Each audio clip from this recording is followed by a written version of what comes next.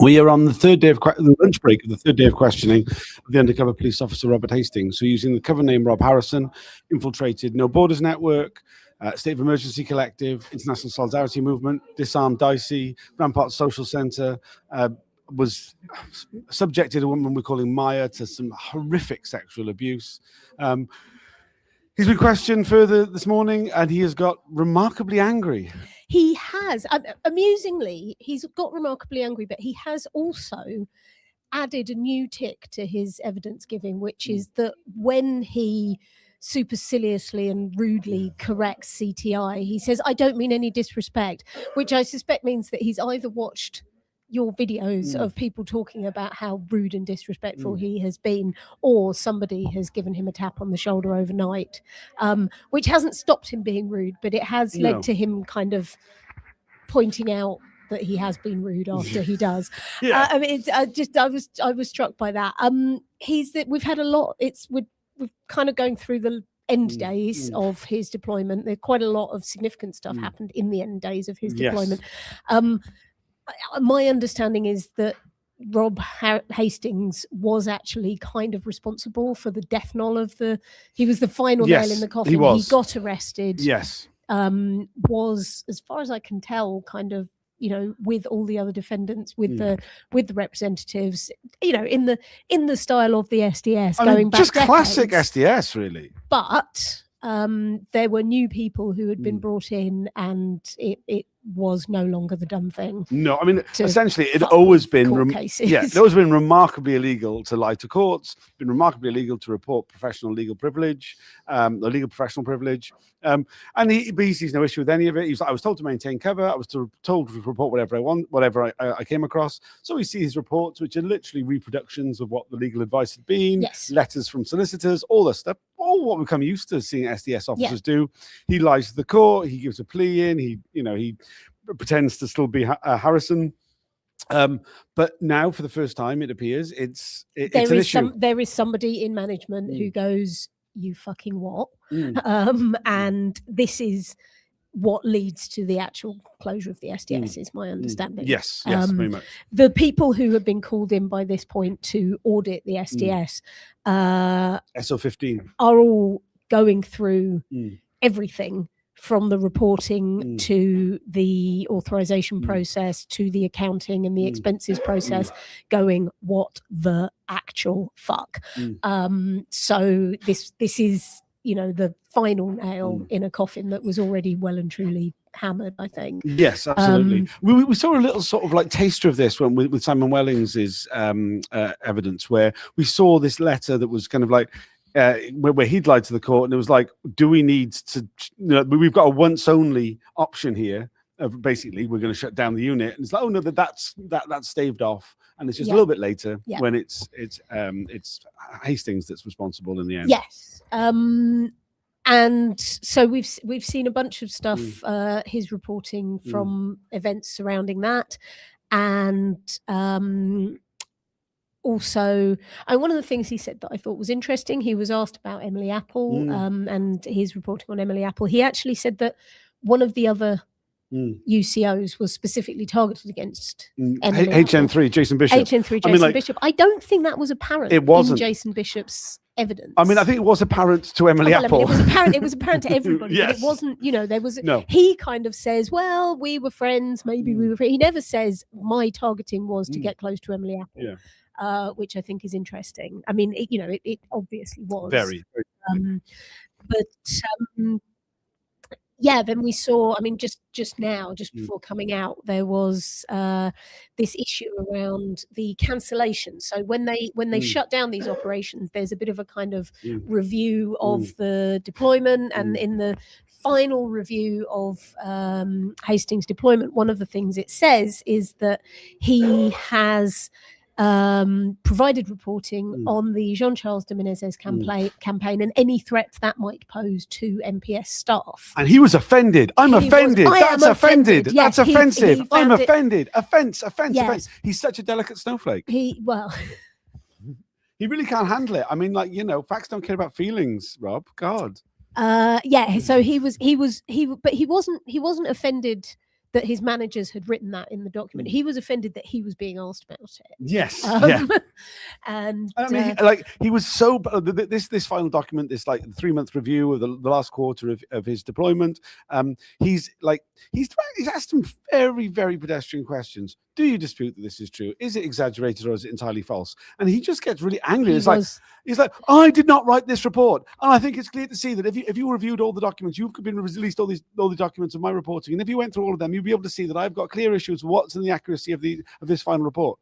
It's like, just say you think it's untrue or you think it's exaggerated, whatever it is. You don't need to have a little hissy fit every time. Fucking weirdo. There was a lot of very defensive anger coming out in this last section.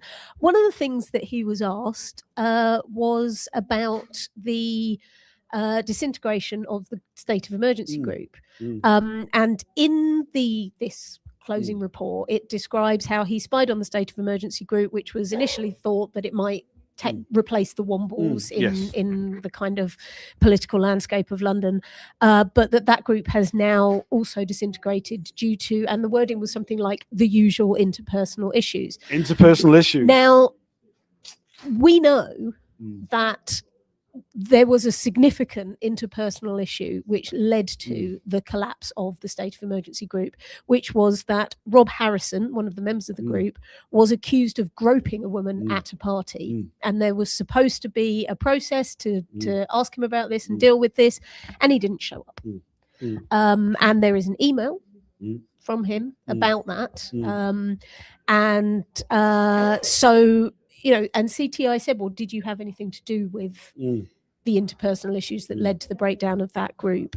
I wasn't really clear about his answer. His wording was that if I was directed to sow discord in order to dissolve an activist group, then I would have done that. Yes, that was it. And I was kind of left like, so which is what? I mean, that's a hell of an admission. It is a hell of an admission. I mean, it's something we have said that these officers were doing for a very long time. I think he's the first officer to actually admit to it. Yes, and I think what's particularly significant about this is the way that discord was sown was through sexual assault. Yes. I mean, it's his speciality. But you know, this is not. I mean, maybe that was his own creative take on how to sow discord in the group, but I'm not sure, because it's not the. I mean, I've also seen other evidence now from people involved in the Rampart that he was involved in trying to split up the couple who were the people living at the Rampart and running that space. There's a definite, and I mean, your own experiences, I think, chime with this in some way, that there is a definite sense that when these officers wanted to disrupt groups, using sex and relationships as a way to do that was like quite an effective, particularly sexual assault. I mean, you know, I've having been in groups where there have been issues around sexual assault and how that is dealt with, it is an incredibly destructive thing. Yes. Yes, I'm hoping that there will be more questions of him about the demise of state of emergency, and indeed about his extremely inappropriate sexual behaviour more generally, and postings on Urban 75 that are all there. I don't know. Yeah, I mean, I think this is a huge area, right? And I think it's something that's going to come to the fore even more in tranche 4 when we look at the MPORU officers, because I think you're absolutely right. I think the use of sexual abuse, sexual assault, and splitting up of relationships was something that they engineered themselves, and in order to undermine political campaigns. Exactly, exactly, and dissolve groups. I mean, he used the word dissolve activist groups, and I think that's the effect it had on state of emergency. It is the effect it had on state of emergency. Yeah, very much. I mean, I think like it was only a small part of his questioning, but I think it's huge significance. Yes, no, it was one of those things where, like, quite a few people put their knitting down. Yeah. I just want to say, in other news, I have now finished my tranche 3 jumper, So I'm out of Well, knitting. thank God for that. That's the main thing. I mean, I like, it was remarked to me by Alison that I'd appeared to have like be doing some typing in the middle of a craft workshop in the public gallery. Just some of the other things that he was asked about. Just going back to the stuff about his arrest at Dicey, because of the fall of that from that, he has a debrief meeting with 2 officers, which, unbeknownst to him, the transcript is being prepared for the CPS. Yes. He is remarkably angry during this, and he even admits that he was very angry during it.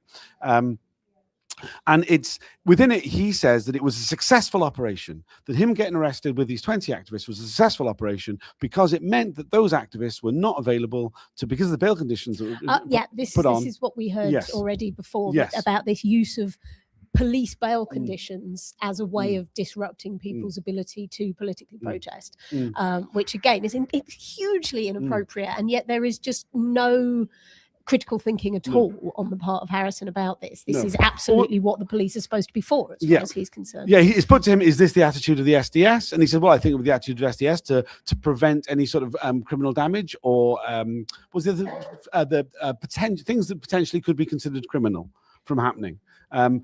He says, and it was certainly, so would the SDS consider it a successful operation? He said, well, I consider it a successful operation. I mean, and this is, I mean, what we're talking about here is essentially preventative arrest and punishment for something that the police think you might want to do. You know, these are issues that very rarely go to court. And that was another thing that it seemed that CTI had really picked up on, is this issue. CTI is counsel for inquiry. Sorry, it's the barrister who asks the questions. Is this issue of miscarriages of justice and the fact that a lot of these actions that Harrison particularly was spying on, the aim of the action was in fact for people to be arrested in order to go to court and be able to raise the issues, the legal questions about the things that they were protesting about in court. So some of the actions against Carmela Grexico, for example, but also the state of emergency demonstration. And so the fact that, you know, sinister police involvement behind the scenes in this process means that the police are going to the CPS and saying, we want you to drop these charges, actually prevents that legal and political process of laws and behavior by people in power being challenged through that day in court. And there were some questions asked about that, and there was a sense I got, I think, that the inquiry has recognised that as another possible issue. Yeah, no, absolutely, and I think this is a big area because it's there's a sense that, like, oh well, nobody was convicted, so no harm, no foul, and it's like bullshit. Absolute bullshit. I mean, not least the fact that, you know, people are arrested, they go through a whole like experience of arrest. They failed to prevent them from protesting, and then the charges are dropped afterwards. I mean, there's huge questions here around the nature of political policing. I think it's very striking that Harrison, HN18, Hastings, whatever his fucking name is, is repeatedly saying they were an activist. They were an activist. That's they were an justification. activist. That justifies it. And that mentality, you know, and counsel has been very good in referring to people as members of the public rather than as activists, because this notion, I mean, this was something that came up in the IPT as well when they when I first received the disclosure, all the names had been redacted, not as privacy in the way that they are here, but as activist. You know, and that included the local vicar, it included serving MPs, like everybody was redacted as activist, and we objected to that immediately on the grounds that it basically prejudiced anybody reading the document, because there is this, and there obviously is this idea in the police that anybody who is engaged in political activism of any sort, and there was also this reference today to negative reporting and the fact that, you know, it is equally valuable, and this is literally word for word what it said in the report, it is equally valuable to the police to receive reporting on a group's intention not to do something or not to take part in a protest, because that it's all information about, people's political activities. What that basically means is whatever your group is doing, even if you're not, and this came out in the reviews of Mark Kennedy's operation as well in 2012, 2014, that they were reporting on absolutely everybody, because negative reporting saying this group is not going to be involved in direct action, or this group is not going to be involved in public disorder, is considered equally valuable by the police. Basically, anybody involved in politics is considered fair game. And it's this idea that an activist might as well equal criminal, because because political activism is considered a form of criminality. Yeah. Entirely.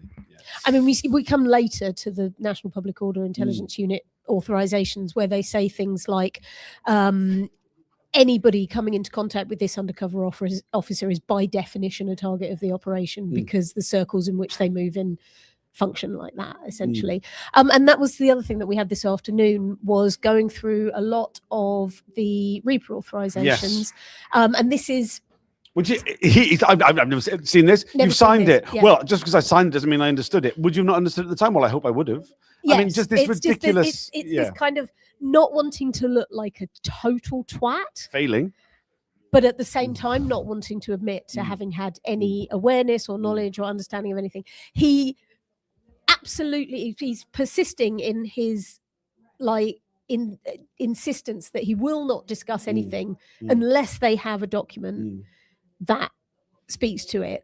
And, counsel has repeatedly said, well, from your own recollection, he won't say anything from his own recollection unless there is a document. Unless it's something that he's definitely didn't do. Yes. So, for example, it was right at the start of the day, but there was a report of his where it talked about Rob, surname unknown, is a driver. Rob, surname unknown, locks on. He goes, well, I definitely didn't lock on. What do you remember from the event? I don't remember anything, but I remember I didn't lock on. Yes. And we know that he did. Yes. We've contacted people who were involved in that event. He did lock on. We're assuming that his flat out denial that he would have locked on comes from the fact that he would not have been authorized to do that. Yes. I mean, there was a couple of times he said, I remember this, and I do recall this, and then it's like, so what so for example, the workshop on the No Borders workshop at the climate camp in Heathrow, he's like, I remember this, I do recall this, and so what was covered, I don't recall. Yeah. And it's just like, you just said you recalled it, and then you've just immediately just gone, hang on a minute, I shouldn't admit to remembering anything. Yeah. We talked about this yesterday. He also does have surprisingly clear recollection of a number of political issues, including things that happened long before he was deployed. Yeah, very long before. That he considers provide justification for what he was doing. Oh, there was another bit of questioning when we were looking at the report, the closing report, the cancellation of his deployment, which was around the list of his close associates. Yes. The list of his close associates is topped by two names of individuals, one of whom I believe was a suicide bomber, died in a suicide bombing attack in Tel Aviv. The other is believed to be an accomplice and was found dead a couple of weeks later on the beach. 18 months before he was deployed. Yes, both of these individuals were dead before he was deployed. Yet before he was recruited to the SDS. Yeah. Yet somehow these are described as his close associates, which either raises significant questions about what he was doing before he joined the SDS, or is just complete bollocks. Then the next name on the list is Atif Chowdhury, who is the only other Asian Muslim person on the list.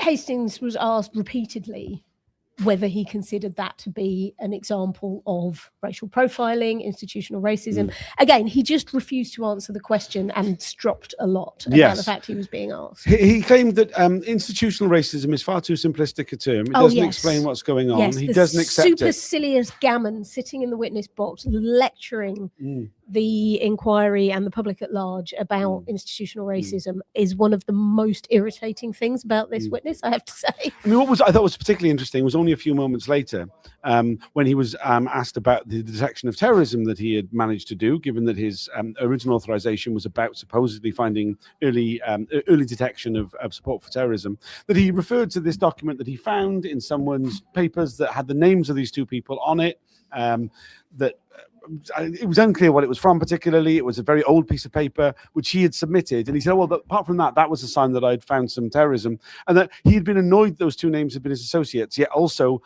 submitting those two names from an old piece of paper that was like the only thing he ever did that could potentially justify. I mean, his authorizations say that he was deployed into ISM because of potential links to Islamic extremism and terrorism.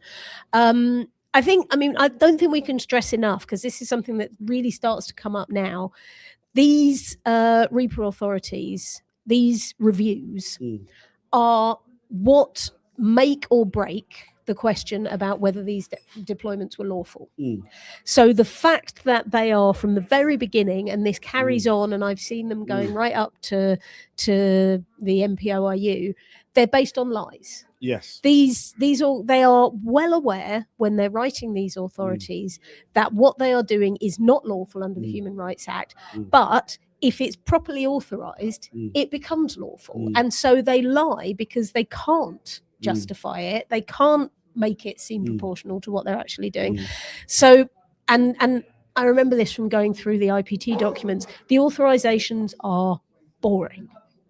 They are repetitive, they are boring, but they are incredibly important, because when it comes to it, from 2000, when the Regulation of Investigatory Powers Act comes into effect, if they're not doing this authorization process right, it's all unlawful.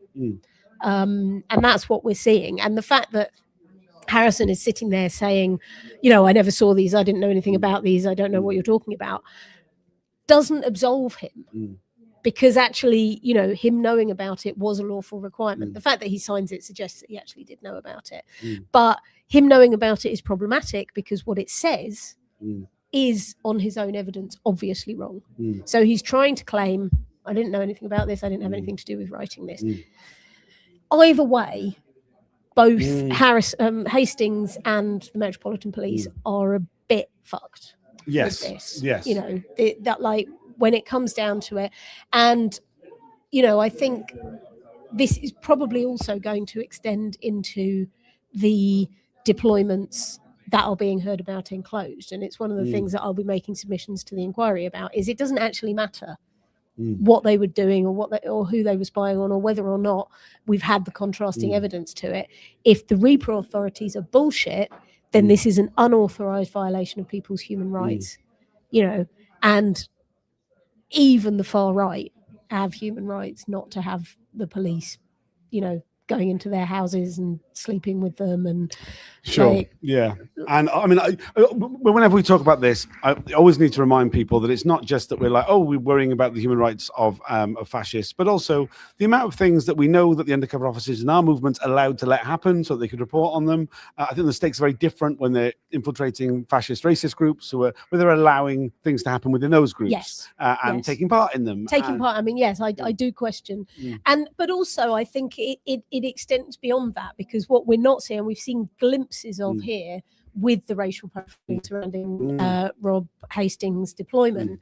But of course, what we're not seeing is all the deployments that weren't focusing on left-wing politics. They were focusing on Muslim communities. And we know that Hastings went on to work with the Muslim Contact Unit. We know that a lot of the STS officers went on to work with the Muslim Contact Unit. And the point is that this playing fast and loose with people's human rights and with the law is the established MO of the STS. It becomes the established MO of the MPOIU. And at that point, I think it's really important to say that, when we're talking about people's Article 3 rights to, not to be subjected to inhuman and degrading treatment, it doesn't matter if they're terrorists. The law is the law, and these people are the cops, and that's their job.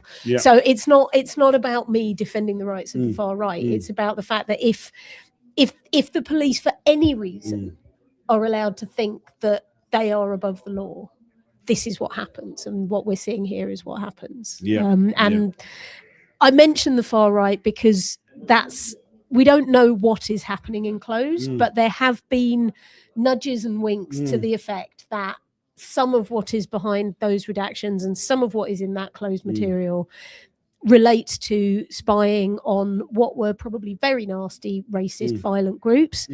But actually that doesn't make it okay if you're lying in your reporting and you're abusing the rights of the people that you're spying on, and your operation is not properly authorized and is effectively unlawful. So I think, I mean, and I'm very concerned that Mitting is taking a remarkably uncritical approach to the evidence that has been heard and closed and that has not been challenged. Yeah, absolutely. I mean, it is also fuck fascism, but it is incredibly incredibly troubling, and it suggests that he is possibly naive in his approach in that particular area. I mean, I honestly don't see how you could be. Just that every single possible justification that has come up in relation to us has been countered by witness after witness and evidence from it turns out we were all hoarders. So there's paper evidence, there's photographs from the time. All of this stuff is challenged. These cops are shown to be liars. I don't see how you could then just say, oh, but you know, these guys were spying on the far right, so we can just take all of this at face value. You know, it shows an admirable level of anti-fascism on the part of Sir John Mitting, but I don't think it's. I don't think it's helpful. I don't think it's helpful. No. We're on our lunch break. We'd like to go and have our lunch. I think we have got one afternoon left of Robert Hastings. Robert Hastings. That will be the last of the field officers from the SDS. Tune in if you're able to. There'll be a fresh link to the one that we're reacting to that's in the description. I'll share it before the hearing start. Tune in if you can. It will cover when he re-enters into Maya's life before the start of the inquiry. After the inquiry's been announced, that will be harrowing and unpleasant. I'd recommend some sort of caution before listening to that. It will be very unpleasant. There'll also be a section that will be enclosed. There will be some Rule 10 questions. I don't know how many of them will end up happening. We will hopefully be finished at some point today, though I get the impression it might run late. I feel like it's going to run late. I hope it runs late, because there's a lot of stuff that I feel hasn't been asked yet. There's an enormous amount that hasn't been asked, hasn't really been touched on. There's just one comment. Wouldn't be surprised if members of the far right groups were recruited to the SDS to join the real fascists. I mean, who knows who they met from work whilst they were deployed undercover. All right, thanks for joining us. I'll see you all again this afternoon. We'll be doing a video during the break and then one at the end of the day. Bye for now. Oh, please.